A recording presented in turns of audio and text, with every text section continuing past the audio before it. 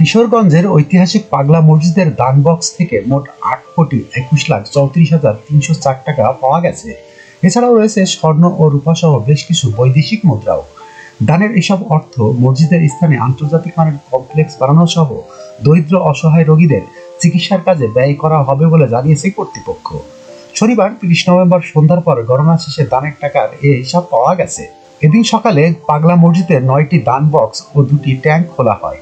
এরপর শুরু হয় দিনব্যাপী টাকা গণনার কাজ এবং সন্ধ্যার পর টাকা গণনা শেষ হয়।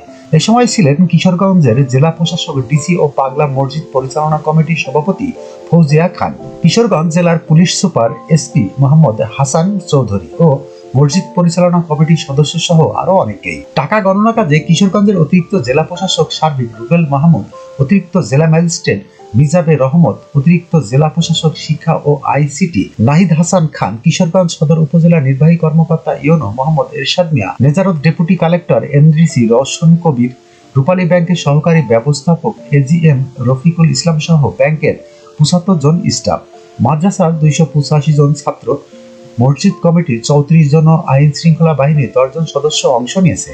এছাড়াও সার্বিক তদারকি ও নিরাপত্তার দায়িত্বে ছিলেন প্রশাসন ক্যাডারের 9 জন কর্মকর্তা, 10 জন সেনা সদস্য, 16 জন পুলিশ সদস্য ও 9 জন আনসার সদস্য।